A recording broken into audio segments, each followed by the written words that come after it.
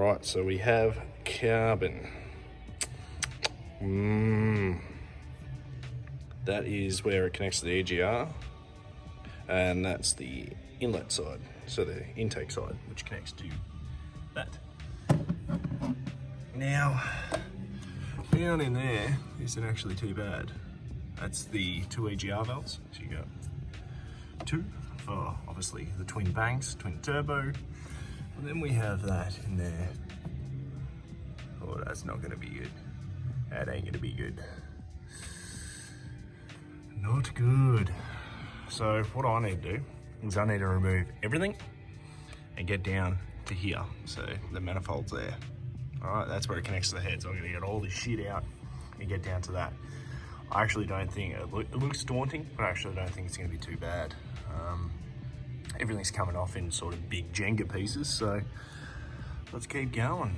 I got much oil in there because I have one of those catch cans. So, and I'm also going to be doing glow plugs because on the 200 series, the people tend to neglect glow plugs on the newer common rails. They just don't do them. And this thing's done like 200,000 Ks.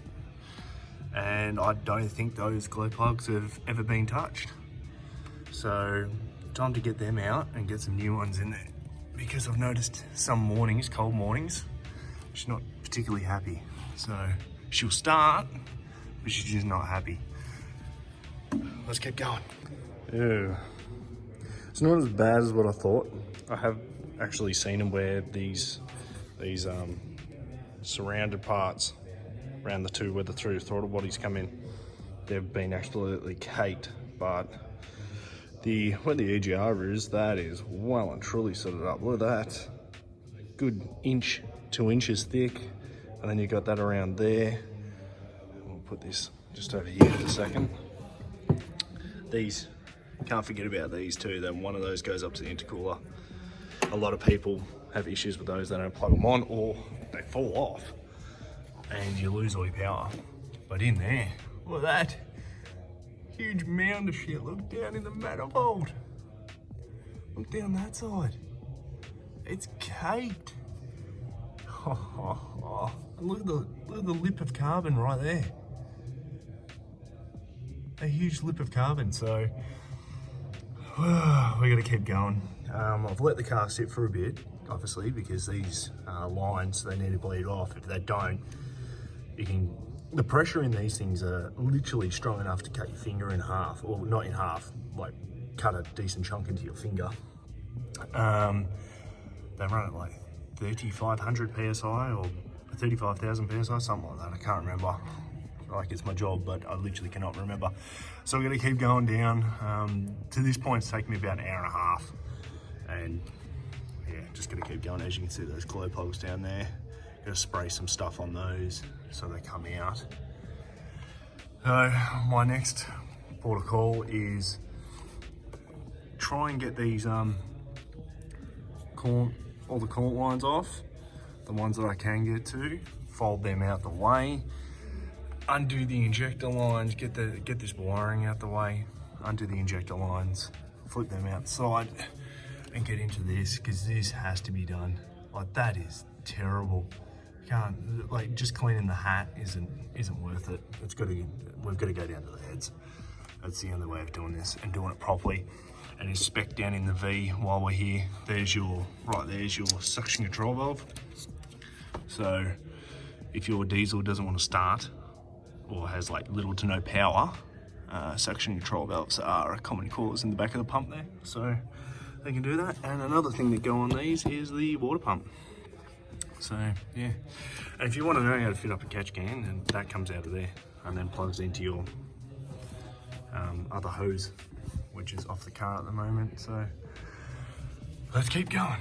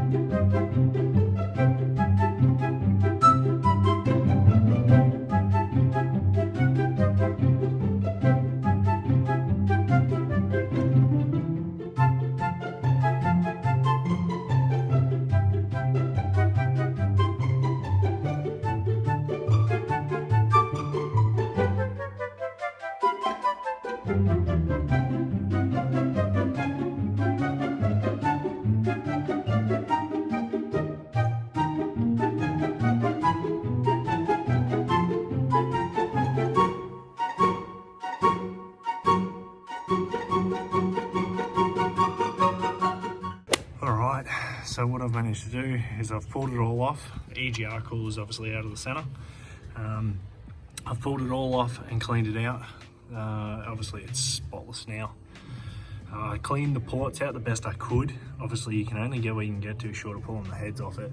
I don't ever want to be doing that, no way. That's like days worth of work. Like I've been going for hours as it is. The longest part of this is cleaning. So over here we have the rails, some crossover pipes, yeah, EGR shield. The cooler is here. It's the EGR cooler. So this is front of it. This is the back of it. Easiest way to do these is remove the 4 bolts on the back. That shield goes across the back, and underneath that hose connects to that one in the back there. So as for the manifold itself now is spotless. So this was caked, extremely bad. It was probably about that thick on top. So that's all been cleaned out, which I'll end up cleaning it up a little bit more before I put it on here. And down in here we have obviously the lower manifold, so it's the third part of the manifold. There's some foam that goes over that starter motor, which I've got to put in and just keep going. Put that in, then the lower manifold, then all the crossover pipes and all that sort of crap. Just all that caked crap in there. Also did some glow plugs as well. Glow plugs are commonly forgotten with the common rail diesels. People just forget to do them. And I've also cleaned this out. Could probably go a little bit more, could get a little bit anal and get those little bits in the corner, but compared to what this was, even this pipe, crossover pipe, was just caked. Like this, in here, it was that thick, like a good 2 inches off the side of it. So it was just caked, absolutely caked. I'm also putting on a new primer housing as well while I'm here, because this, I suspect is broken. I reckon the primer pump's broken. It's sucking air, I'm convinced of it. Catch can, working well, working real well actually. Nothing is getting in. On how bad this would have been if I left it without a catch can on it, would have been ridiculous. So if you look down there, there are all the glow plugs. They're easy to pull out. Toyota put like a glue sort of sealant on them. And I just screwed them all back in, done that. So yeah, and the 2 EGR crossover pipes go at the back. So I pulled them off as well. So good times. Got to keep going. Got hours and hours of work left in this. Probably another 2-3 hours maybe, depending on how I go, how easy it all goes back together. It goes back together easier than what it does coming apart, because you know you're not fighting with tight bolts, which none of these were actually tight, believe it or not. So fucking weird, but anyway, let's go. All right, so now I'm to this point. Rails are in. All that's in. Got to put one last clamp in the back here. Then I've connected that up. Need to plug that in, because if you don't plug that in, it's not going to run, because that's the rail pressure sensor. And yeah, just keep going. It's been hours worth of work. It's just been tinkering and getting it all back together. You do have to note that you have these hoses that come out of the pump, come back down and go down there. They need to be on. There's another bypass hose that comes around down and into there. And then you have one from the rails which comes out of there and wraps around and goes into there. Do not forget that.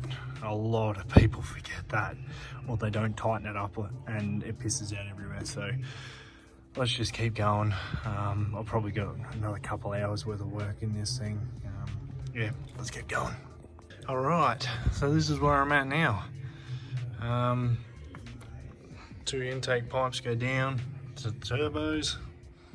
They're in, intake's in, all the plenum, everything's on, all the connectors. Like, people wonder why you have to have a bloody good memory doing this shit. all the connectors on. We're about to put the intake on and the intercooler on top. Change over that and run my 2 hoses for the catch can. Get that all done, and yeah, should be all good. Let's keep going. Alright, so looking over the footage, I just realised that I never actually ended this video. I thought I'll talk about the symptoms to look out for to realise that you've actually started to get a clogged intake. The symptoms mine was starting to have was if it started up cold in the morning, this can also be glow plugs, it would be missing. It would run pretty rough, like not terrible, but there was definitely a miss there. It was cold start miss. Every now and then, especially towards the later stages, like right before changing this, it would blow white smoke. So like you'd start it up, you'd take off, until it sort of got warm, it would blow puffs of white smoke. You'd pull up somewhere and then go to take off and it'd be like a cloud of white smoke, and then it would clear, but it dissipated pretty quick. Since doing this intake, no issue at all. Another increase I've had, like mine was pretty good with economy. I've even got like photos of it at some points getting 9.6 litres per 100. So my cruiser has never been bad with fuel economy, but I did the intake in conjunction with an exhaust system, and it's like around town now, it's like 2 litres better per 100. So it's pretty good and it sounds amazing. So yeah, the other thing that I was talking about was the primer pump, and I was suspecting it was sucking air. They just wear out, those primer pumps. But I remember trying to prime up the fuel, it was really difficult to actually prime it up the last time I did the fuel fill. The other issue I was having was when it was cold, and when it would pull up at traffic lights. So if you go to pull up at a traffic light, especially with the aircon on, it was really bad with the aircon on, it would get this, it's like this shudder. It wasn't terrible, it wasn't like crazy, like the car was shaking off its nut or anything, but it was just this light shudder, like the car's doing this as it's pulling up at traffic lights.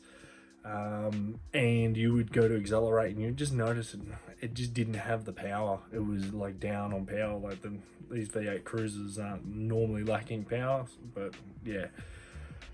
So since replacing that, straight away put a new primer pump on it, and man, like the fuel filter primed up straight away, no issue, and the thing's been running fine ever since. It took a little bit for it to recalibrate itself, but once it recalibrated, and because everything would have been off it, batteries disconnected, all that sort of stuff, now it's running a dream, and haven't had an issue since. Doesn't really blow smoke. These 200s, they all blow a puff of white smoke when they start. 79 series, the exact same thing. If you have one with DPFs, it won't, because the DPF catches it. But if you've got one with a stock exhaust system, you may notice it if you give it a rev when it's cold. But if you've got an aftermarket exhaust system with high flow cats, without a doubt you will see a puff of white smoke. It's very common and the car's fine. So unless it blows clouds and clouds of white smoke, then you're getting unburnt diesel. That might be an issue for you. Also did a compression check on this and the motor is good, so yeah. Anyway, see you guys.